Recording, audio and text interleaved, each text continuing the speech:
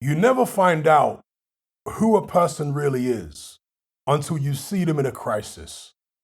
Because when things are going well, when the chips are up, it's easy to have a smile on your face. It's easy to be the nice guy. It's easy to be a man of the people. But when the chips are down, when you're desperate, then we'll see how nice you really are. If there are darker aspects of your personality, that's when they're going to come to the surface. And I say this, of course, in relation to Eddie Hearn. Now, there's always been hints that there are darker aspects to Hearn's personality, but they haven't been as pronounced in the past as they are right now, because he is suffering some sort of professional crisis at this stage. I'm not talking about a personal crisis. Sure, Eddie Hearn's personal life is great. But professionally speaking, it's been a tough couple years for Mr. Edward Hearn. Obviously, he's lost his stake in the heavyweight division, and many fighters have left him.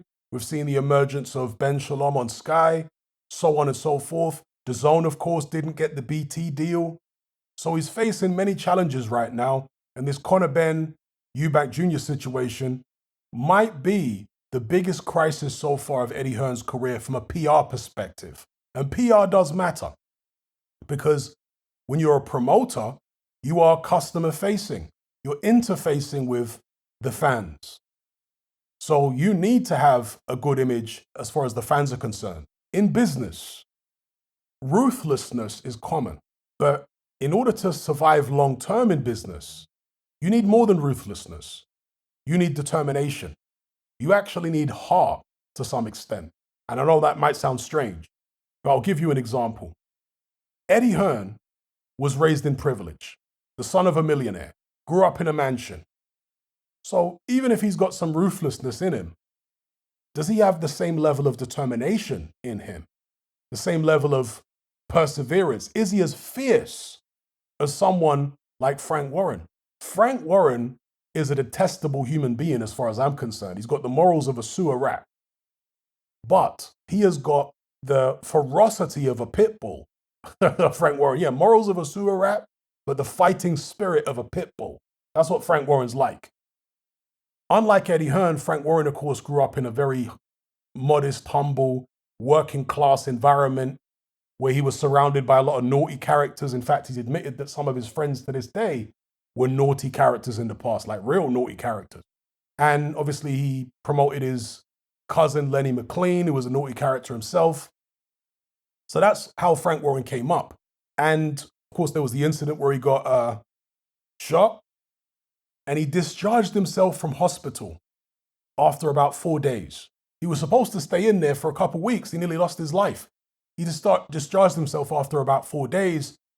And the explanation he gave for it is that while he's laid up in the hospital, his competition are gaining ground on him. That's the type of guy Frank Warren is. He is absolutely ferocious. So when the chips are down, when Frank Warren is backed into a corner, he comes out swinging. That's why he's in his 70s now, and he's just as ferocious as he's ever been. It's incredible, actually, that Frank Warren is still so ferocious in business. So does Eddie Hearn have that level of fight in him that Frank Warren has? At this stage, it doesn't look like it. And again, maybe that's because Frank Warren had to have that level of fight in him in order to make it out of the environment that he grew up in and become a self-made millionaire. Eddie Hearn, of course, never had to come out of any bad environment because he grew up in privilege. So that fierceness, that ferociousness wasn't necessary.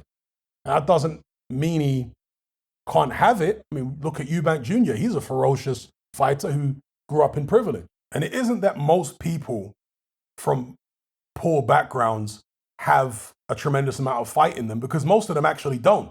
It's that the successful people from poor backgrounds have a tremendous amount of fight in them, because that's the only way they became successful. You see what I'm saying? Whereas if you come from a privileged background, you can become successful without a tremendous amount of fight in you. So we have to find out with Eddie Hearn, does he have just innately that Chris Eubank Jr. level of fight in him or not? And if you judge it on some of the things that Eddie Hearn has said in the past, such as he doesn't intend to stay in boxing as long as his dad or as long as Bob Arum or Frank Warren, etc., he will walk away from the sport. That doesn't sound like someone that's got the kind of fight that Frank Warren has in him. You know, that sounds like the kind of guy who, when the chips are really down, he's going to pack up his tent and leave. That's what it sounds like right now. And we'll see. And look, if he decides to do that, I don't have any issue with it. If he feels like he wants to do something else with his life and sail off into the sunset and go and sit on the beach and raise his kids and be a dad, all good stuff. I've got no problem with it. I'm just saying that if I'm assessing Eddie Hearn as a promoter versus his rivals, he's not looking too strong right now in a professional sense. Completely lost control of the heavyweight division. He's made poor decisions as far as I'm concerned. Now, some of it was out of his hands. And look, in business, you're going to make mistakes. In hindsight, signing with DAZN was a mistake. At least it appears to be right now. But hindsight is always 20/20. He couldn't have foreseen what was about to happen over the past couple years, because that threw many businesses off. He couldn't have foreseen that the DAZN BT deal would fall through, because if DAZN had acquired BT, that really would have been a game changer, because then you would have UFC, Premier League football, and all these other sports, as well as boxing, on the DAZN app. That would have been absolutely revolutionary and a game changer. And if that had happened, maybe DAZN wouldn't be doing pay-per-views, because the signups would be so crazy in terms of the numbers that the model they initially talked about having as being the Netflix of sport probably would have worked in somewhere like the UK. Maybe they would have had to have had, pay-per-views in the United States, but in the UK, that model could have worked, I think, without pay-per-view if they'd acquired BT and had all those sports under the DAZN app. So yeah, there are certain things, of course, that Eddie Hearn couldn't have foreseen, so you can't blame him for that. Everybody makes mistakes in business. But there have been other mistakes that Eddie Hearn could have foreseen. But because he seemingly isn't being self-reflective enough, these mistakes are not being corrected. These mistakes are not even being acknowledged by Mr. Hearn. Now, the moment I knew that Eddie Hearn had lost touch and lost his way, and he was actually getting carried away with his ego and his success, was when he announced the DAZN broadcast team and said that it was a game changer. I looked at that broadcast team and I was like, Andy Lee's all right. And this was prior to Ade joining, right? So I'm talking about the original lineup. Andy Lee's all right. The rest of them are garbage. And Eddie Hearn is saying that this is a game changer? What on earth is this guy talking about? He's hired a bunch of his mates. And he's got a couple social media personalities like Maya Jama or whatever. Is she an influencer? I don't know what she is, a presenter and an influencer. She was dating Stormzy or something years ago. Whatever. I was thinking, okay, the boxing audience don't care about these people, Eddie. The kind of audience that care about the Maya Jamas of the world would be the same audience that watch KSI, Logan Paul, Anderson Gibb, and all that kind of thing. That's the kind of audience that would care about Maya Jama. And they were paying Maya Jama apparently an enormous amount of money per show. Crazy amount of money. So when I saw that, I thought, wow, Eddie's completely lost it. He's squandering all this money on hiring social media influencers who know nothing about boxing to be presenters. He's got no idea what he's doing at this point. He's so wrapped up in his ego. He thinks that anything he touches is going to turn to gold. In Eddie's mind, he must have thought, hiring Maya Jama is going to bring all of her fans over to the DAZN to watch boxing. No, it's not going to do that, Eddie. You need more than Maya Jama. In order to bring the kind of people that would follow Maya Jama over, you're going to need to have other characters competing against each other that are part of that same world. And that is the YouTubers, the Logan Pauls, the KSIs. So while Eddie Hearn did a couple of those shows, he then said he doesn't want to do any more. And as we saw with KSI's last fight, that had no involvement from Eddie Hearn. So you got to make your mind up, Eddie. If you want to capture that audience, then put on the YouTube fights, if that's what you're going for. And obviously the Zone are smart enough to know that, they should be doing the YouTube fights from a business perspective. Eddie Hearn doesn't seem to think that he's almost like a fighter that's stuck between styles, that's confused. If you're not looking to put on the YouTube fights, there's no need to hire Maya Jama, is basically what I'm saying. That's just an absolute waste of money, hiring Maya Jama if you're not going to put on the YouTube fights. If you are not going to do the YouTube fights, forget about the Maya Jamas of the world and get proper boxing people in. That's what's going to work. Get some of the boys in, people with banter. For the love of God, not Darren Barker and that other guy whose name I always forget. Is it Chris Lloyd? I think it's Chris Lloyd. Those two are like a charisma vacuum. Chris Lloyd and Darren Barker combined have about a quarter of the charisma of one normal person. That's how awful it is. So Eddie Hearn thinking that there's some dynamic duo who everyone's going to find hilarious. I mean, what planet is he living on? Anyway, that was another thing that just seemed really off about Eddie Hearn. And then, of course, there's been his decisions in terms of who he decides to sign and who he lets go. This guy was promoting Alexander Usyk.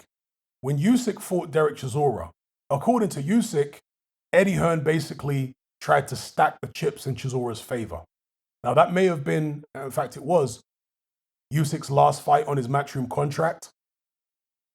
Why on earth wouldn't you move heaven to try and retain Alexander Usyk? Is it just Eddie Hearn's lack of knowledge of boxing? Did he really think Usyk wouldn't be a factor in the heavyweight division? You should have done everything humanly possible to make sure that you retained him as one of your clients. Somehow he let him slip through his fingers, and he ended up with the guy who Usyk schooled twice to become unified heavyweight champion. It's just incredible. What a terrible decision by Eddie Hearn not to do everything possible to keep Usyk. Eddie Hearn needs to invest more in heavyweights, clearly. He needs to make that his primary focus, because that's what got him to where he is right now. Obviously, there was Carl Froch and George Groves. That was kind of the foundations. But the rocket that took Eddie Hearn up to the stars was Anthony Joshua. So he should be out there. And he did this a little bit after AJ lost to Ruiz, but not nearly enough over the past couple years. And that is focusing on heavyweights. Maybe he's been distracted by his little romance with Canelo, but that won't last forever. Lost control of the British boxing scene, clearly. And the heavyweight division is the premier division in the sport. When the heavyweight division is buzzing, there's no other division like it. As Dwyer likes to say, there's the heavyweight division, and then there's everything else.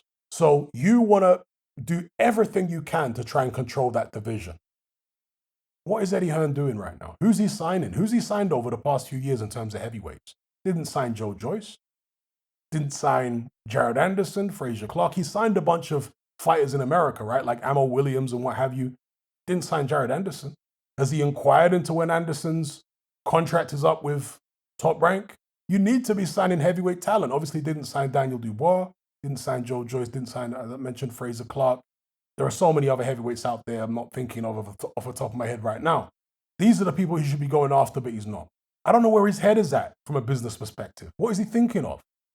Is he too caught up in production? Is he too caught up in the image of being this international promoter? Oh, I put shows on in all these different countries. Yeah, how many of those shows are making money? And that really is the core issue here. DAZN are hemorrhaging money, and they are putting pressure on the people below them, including Mr. Hearn. And that is why Hearn is acting so desperate these days. That is why Hearn is lying so much. Because, again, those darker aspects of his personality are coming more to the surface. They're being amplified now that he's under pressure. I mean, the amount of rubbish that he's been coming out with in this interview and others, he needs to be careful that he doesn't actually overtake Tyson Fury at this point for talking rubbish. He might have already done so.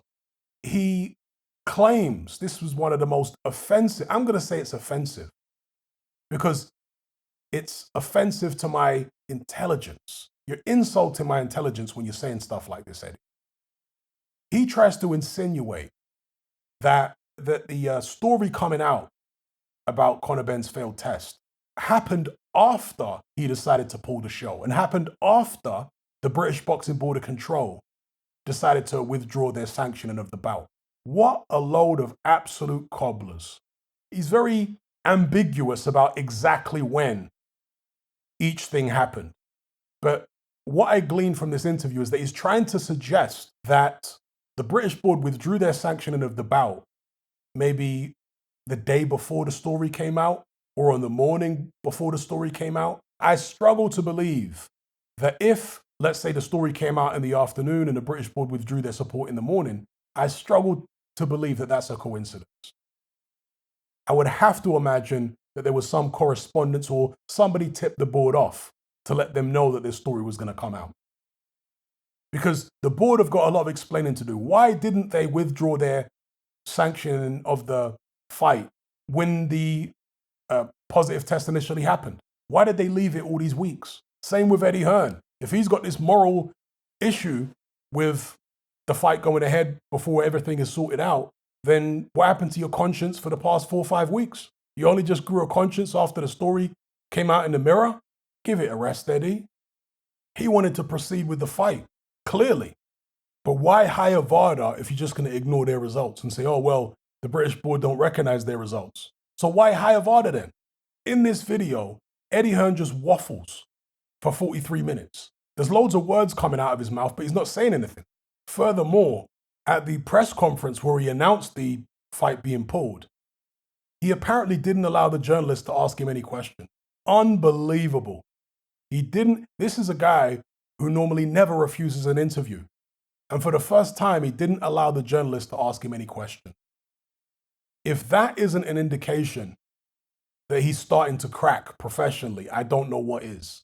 And the next day, of course, after not allowing the journalist to ask him anything, he then selects Coogan, which some people would say is his pal, to do the only interview with him. Not a good look from a PR perspective. Some might argue that Eddie Hearn didn't want to answer questions from the press at the conference because he hadn't got his story straight yet. And Eddie Hearn seems to be one of these guys where when he's under pressure, when he's in a crisis, he tries to turn on his charisma, talk confidently, and just babble and hope that people will get lost and hypnotized by the hollow babble. How much pressure can Eddie Hearn take? How much longer will he be in boxing? I'll ask the question again. Does he have the kind of fight in him that Frank Warren has? Because people thought Frank Warren was finished a few years ago during the Box Nation years. And I always told them, nah, man, I wouldn't count Frank Warren out too soon. This guy is a ferocious competitor. He's had many ups and downs in his career. This is a guy who literally started at the bottom in terms of boxing promotion. So Frank Warren has bounced back loads of times. This is the first time from a professional sense, at least publicly, that we've really seen Eddie Hearn in a crisis, because it's not just one thing. It's not just the Conor Benn Eubank Jr. thing. It's what's happened to AJ, Dylan White, losing his control of the heavyweight division, the DAZN BT deal falling through, etc., etc., etc. You know, DAZN hemorrhaging money, putting pressure on him, Canelo losing. There's so many things going wrong for Eddie Hearn right now. How is he going to react? Does he have the perseverance, or are we closer than we realize to Eddie Hearn packing up his tent and going home and sailing off into the sunset? Obviously, he's got contractual obligations with certain companies, DAZN and what have you. Do they have clauses? How long is it until the end of the contract? You know, Eddie Hearn, on many occasions, has come out and said, boxing is the worst business in the world. You don't hear Frank Warren coming out and saying that. You don't hear Bob Arum coming out and saying that, at least not as far as I'm aware, or Don King. You know, even though the business is very tough and it's ruthless and all this kind of stuff, Frank Warren loves it. As horrible a business as Eddie Hearn seems to think it is, there are people who actually love it. You know, I watched an interview with a famous criminal called Chopper Reed, Australian guy's dead now. He was talking about prison life and issues in prison with rival firms and stuff like that. And what Chopper Reed said is that he loved the violence and the back and forth and what have you in prison. He loved it. And he said that gave him an advantage over his rivals in there. And of course it does, because most of his rivals didn't want to be in there. They hated being in there. To them, it was a nightmare. But to him, he was in heaven. He loved it for whatever bizarre reason. Some people love these things. And so, same with the boxing business. Eddie Hearn talking about it's a horrible business. There are people who love the business. There are people who love the cut and thrust of the backstabbing and the conniving. Certain characters like it. That's why they've persevered for so many years. Example, Frank Warren. And if you don't love it as much as they love it, then in the long run, they're going to win out over you. Anyway, let me know what you guys think in the comments.